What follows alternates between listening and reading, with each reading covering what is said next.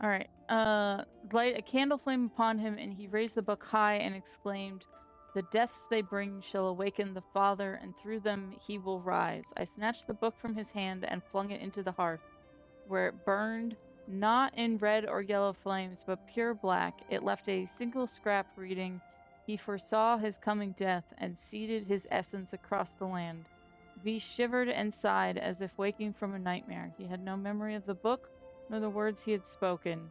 Unspecific neurotic enthrallment, 2 treatment, herbal tinctures of garlic, trace, and snipped thrice daily until exhaustion lifts.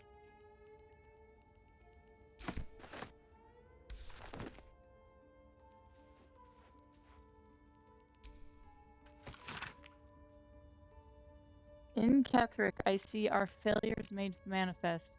He did not fall, he was pushed. His grief was twisted by shadow, and we did not act until his light was all but snuffed out.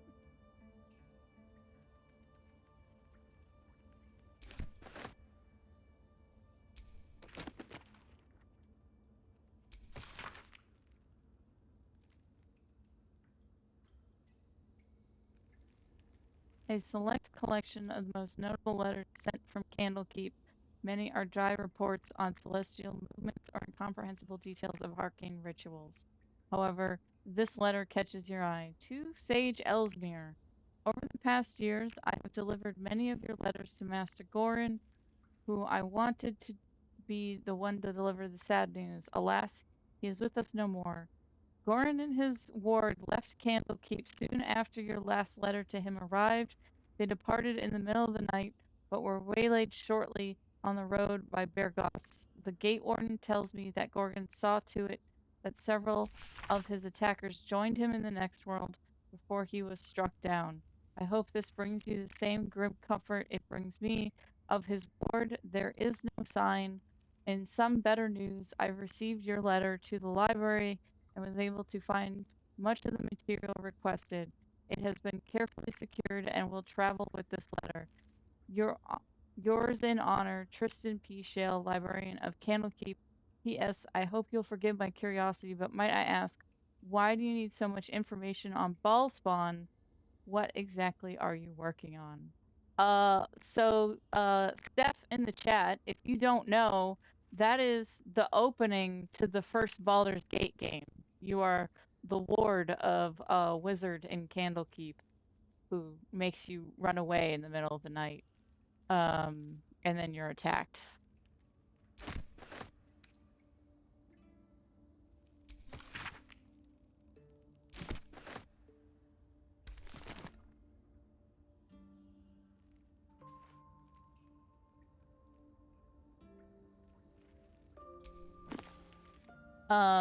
Also, a lot of people say that Durge is the real protagonist of Baldur's Gate 3 because Ballspawn are the main characters of the first 2 Baldur's Gate games.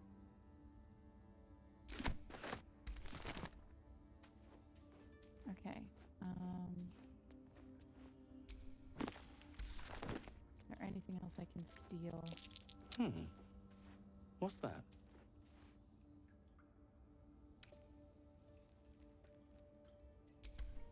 I can't even see a lock to pick.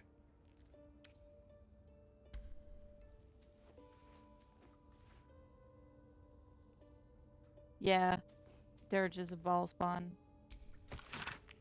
A long list of owlbear sightings in the reading, separated by date. The latest entry is written 10 days ago, says cub, the word underlined several times. Oh, they found a little boy. On Death and Resurrection. Okay, we did read this one. We have so many books.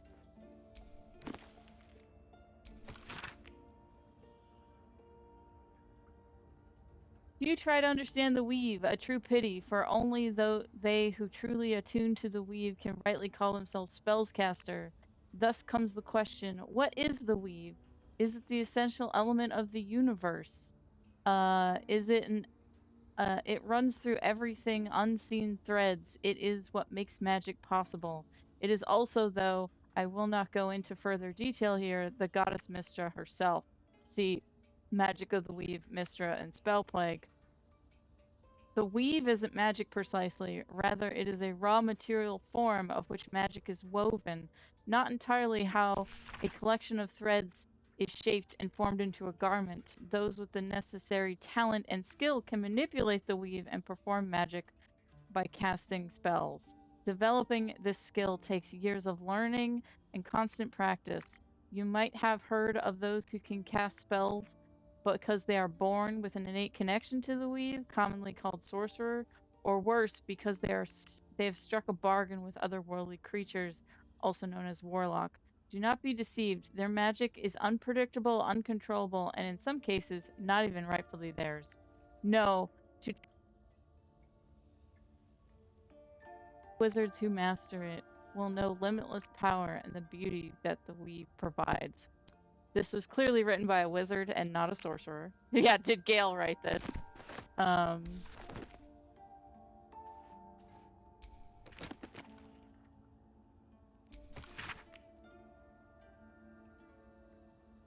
Publisher's note claims this volume promotes magic theory too radical for the mainstream, with an excerpt including High Artifice's burn of Baldur's Gate.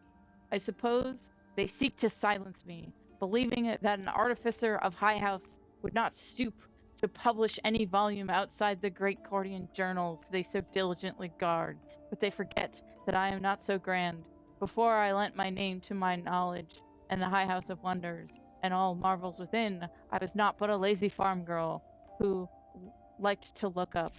And that was how I first saw them. The slow, serene earth mounts, entire mountains migrating through the sky above. It was later I learned their origins, the ancient Netherese empire that fashioned them of the residual magic so potent it sustains them still. The wizards of Neanderthal carved marvels out of the mundane, lifted the earth aloft for industry, for sport. It was later still, after I learned my place in High House, that I learned the long shadow of the Netheril cast along the evolution of our craft, that their great flying cities, felt in folly and flames, does not diminish the wonders they wrought. And this stubborn aversion to studying them, to learning what they learned, is the very antithesis of Galen's teachings. Yes, many catastrophes inflicted upon the centuries were fruit born of meddling with Netherese seeds. Yes, their last shining bastion fell into shadows, and their lore twisted to Shar's dark, destructive designs.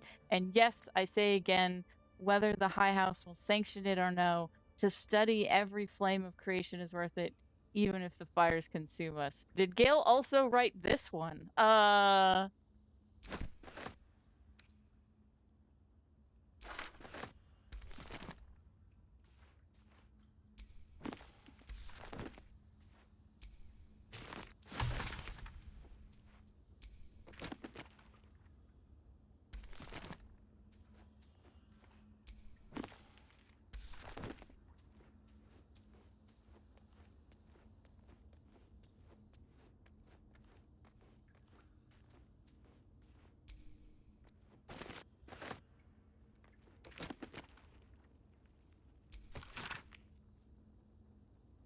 The book comprises several chapters, one of each cited a source claimed to contain first-hand transcripts of oral histories of several storytellers throughout the realm. Chapter 4, Pelor the Swift, 700 years of age, wood elf storyteller, hailing from the wood of Sharp Teeth. Took me several 10 days to quiet the habitation of the woods before the venerable Pelidor felt comfortable revealing his presence to me. The longer I stayed and demonstrated I was no threat to his health and peace, the more open he was to gentle inquiry. This tale relayed to me the chilling morning. We stroked up a small fire between us. It was none I had heard before. I asked if it were fiction, uh, and he insisted emphatically it was true in his own right. Long before my eyes and ears, before the lonesome quill, dear scribe, there was an empire of people, perhaps only briefly, an empire of brain eaters, soul wasters. They call themselves the Illithid, the flayers of minds, the children of Gith. were bowed and bent in service of the flayers, a passionate people made to serve a cold belief. The flayers were untouchable, their minds a great oppressor. No proud will or passion could break the Gith's children free, until at last a reckoning, a source unknown, its power unproven, but its events history making, the cowed could not be cracked. Gith's children fought back valiantly, their freedom theirs, their flayers bent and broken till today. Cool. We should give that book to Lae'zel. It's all about how cool she is.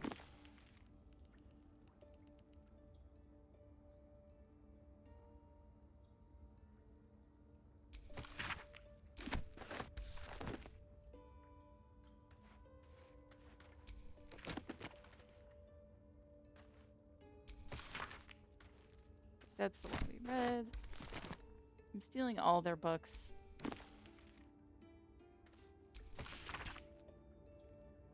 Alright. They have multiple copies of several books.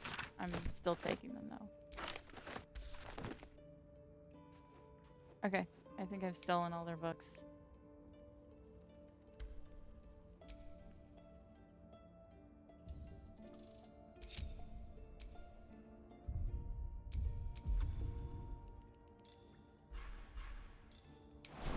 Okay, we're done sneaking. Am I encumbered because I stole so many books? Probably.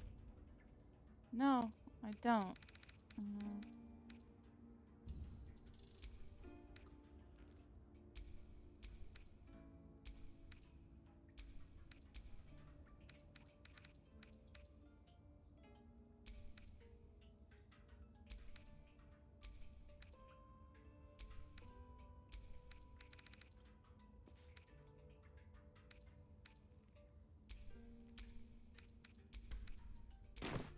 Oh, I'm still sneaking. I don't know how to unsneak. I guess I gotta get caught and then I'll stop sneaking.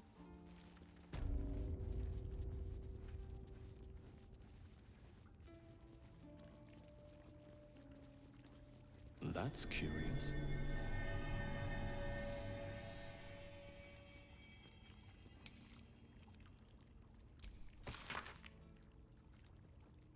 A deep crease in the spine makes the book fall open to reveal one recipe in particular. This is it. This is the recipe that made me decide to publish my notes. The story might not interest you, but I shall record it for posterity. I was sitting in Elf Song, sipping my usual hot cocoa, the heat soothing the pain of my scaleless hand. A small child, human, stumbled upon the door, sick as a dog. The other patrons seemed to like they wanted to help, but no one could pay for an antidote for a stranger's child. Meanwhile, the ingredients were just lying around the kitchen. Every single one of those people could have saved the child, and only I knew how, and it felt like a crime. Recipe for an antidote. Salts of moxwood. Alright. This is just how to make an antidote. Cool.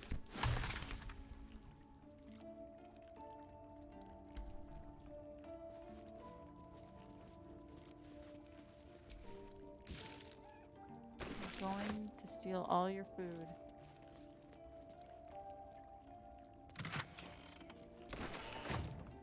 Because you tried to poison us.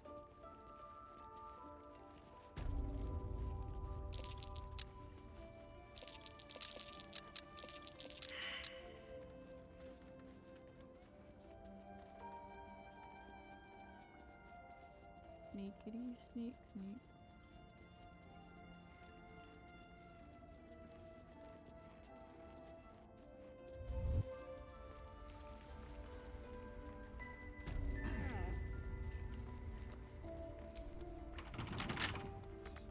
We need our boyfriend, I think. Come on, open up. Oh, it's not that hard. Maybe we can